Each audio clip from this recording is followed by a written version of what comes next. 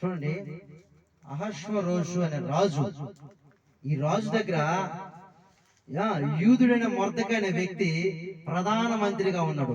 ఈ మొర్దెకై అనే వ్యక్తి ఎవరు? మొట్టమొదటిగా రాజు దగ్గర గుమ్మం దగ్గర కాపలాదారుడు, ఒక వాచ్మెన్. ఇప్పుడు రాజు దగ్గర ఎలాంటి పొజిషన్ లో ఉన్నాడు? ప్రధానమంత్రి స్థాయిలో ఉన్నాడు. ఒక వాచ్మెన్ ప్రధానమంత్రి ఎలా అయ్యాడు?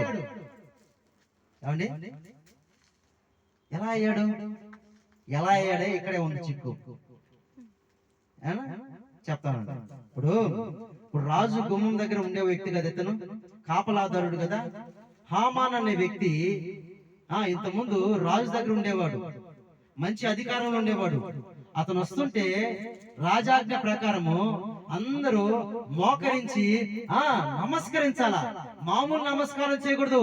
ఆయన వస్తుంటే మోకాళ్ళ మీద నిలబడి నమస్కరించాలా. ఈ కాపలా ఉండే వాళ్ళందరూ ఏం చేయాలి? హామాన్ అనే వ్యక్తి వస్తుంటే నమస్కరించాలా. ఎలా నమస్కరించాలి? మోకరెళ్ళాలా. అందరూ మోకరిల్లి నమస్కరించారు, కానీ హామాను మాత్రం మోకరలేదు, నమస్కరించలేదు. ఎందుకు హామాను మోకరలట్లేదు? ఎందుకు నమస్కరించట్లేదు? హామాను ఒక ఉన్నతమైన వ్యక్తి, ఒక అధికారం ఉన్న వ్యక్తి. హామాను తెలిసి చంపేస్తాడు అని తెలిసి కూడా ఎందుకు నమస్కరించలేదంటే, మామూలు నమస్కారం అంటే పెట్టుండేవాడేమో, కానీ మోకరించి నమస్కారం అంటే హామాను మనసు ఒప్పల. ఎందుకు మోకరించి? ఎందుకు హామానికి నమస్కరించలేదంటే, మోకరించాల్సింది ఎవరి దగ్గర? దేవుని దగ్గర. అందుకే మొర్దెకై ఏం చేశాడు? నమస్కరించలేకపోయాడు, తన మనసు ఒప్పుకోలేకపోయింది. ఒకవేళ నేను మహామనస్సుని చెప్పి మోకరించి నమస్కరిస్తే నా దేవుడు చూపిస్తాడు. నా దేవుని ఎదుటే నేను మోకరించాలా, నా దేవుని ఎదుటే నేను సాగిలపడాలా, నా దేవుని ఎదుటే నేను మోకాలేసి ప్రార్థన చేయాలి. కానీ ఎవరి దగ్గర నేను ఆర్థించకూడదు, ఎవరి దగ్గర నేను మోకరించకూడదు.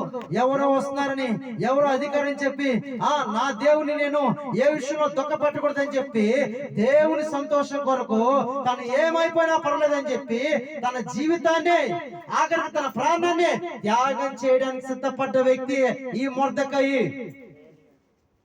హల్లెలూయా. దేని కొరకు? దేవుని సంతోషం కొరకు. నేను ప్రతిరోజు నా యూదుల ఆచారం ప్రకారము మోకరించి ప్రార్థన చేసుకుంటా, నా దేవునికి ప్రార్థన చేసుకుంటా. అటువంటిది నేను ఎవరికి మోకరించాలా? ఒక మనిషికి మోకరించాలా? ఒక మనిషి వస్తే సాగిల పడాలా? కుదరదు. ఒక మనిషికి సాగిల పడితే ఆ మనిషి నేను ఆరాధిస్తున్నట్టే. ఒక మనిషి వస్తే సాగిల పడితే మోకరిస్తే ఆ మనిషిని నేను స్తుతిస్తున్నట్టే. మనిషిని కాదు నేను స్తుతించాల్సింది, మనిషిని కాదు నేను ఆరాధించాల్సింది. సాక్షాత్తు నిన్న నేడు నిరంతరం ఏకరీతిగా ఉన్న సజీవుడైన దేవుని మాత్రమే నన్ను ఆరాధించాలి. మరణ ముళ్ళుని విరిచిన యేసయ్యను మాత్రమే ఆరాధించాలి. భూమిని ఆకాశాన్ని నోటి మాటతో సృష్టించిన సృష్టికర్తైన యేసయ్యను మాత్రమే నన్ను ఆరాధించాలని బలంగా తన మనసులో నాటుకోబోయింది ఆ మాట. అందుకే భయపడాలి. చంపేస్తారా బాబు, వద్దురా మనకని చాలా మంది సలహా ఇస్తున్నా కూడా ఏదేమన్నకని నేను భయపడ్డాను. చిన్నగా ఈ విషయం హామాను తెలిసింది. హామాన్ ఏం చేశాడు? మొర్దెకైని చంపాలని కోరుకుంటే పర్వాలేదు, అసలు యోధా జాతినే లేకుండా చేయాలనుకున్నాడు. ఏమైపోయాడు? అడ్రస్ లేకుండా పోయాడు. ఏమండి, అడ్రస్ లేకుండా పోయాడు. చూడండి, ఎందుకు ఈ మాట చెప్తున్నానంటే, మొర్దెకైలాగా మనం కూడా దేవుని కొరకు తెగించి బ్రతకాలి. ఏమండి, మొర్దెకై ఏ విధంగా తెగించాడో ఈరోజు మన జీవితం కూడా ఒక తెగింపు ఉండాలా.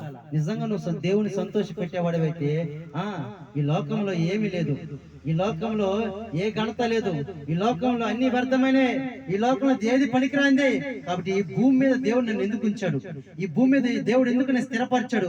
ఎందుకు ఈ భూమి మీద దేవుడు నాకు ప్రాణం ఇచ్చాడంటే, దేవుని కనపరచడానికి, దేవుని మహింపరచడానికి, దేవుని నామాన్ని ఆరాధించడానికి, అనేకులకు సువార్త ప్రకటించడానికి, నశించిపోతున్న వారి కొరకు, నశించిపోతున్న ఆత్మల కొరకు ప్రయాసపడడానికి. రేపు దేవుడు లెక్కడిగితే ఏం సమాధానం చెప్తావు? నీకు ఆయుష్నిచ్చాను కదా, ఆరోగ్యం ఇచ్చాను కదా, ఏం చేశావు? నీ లెక్కడిగితే ఏం చేయాలి?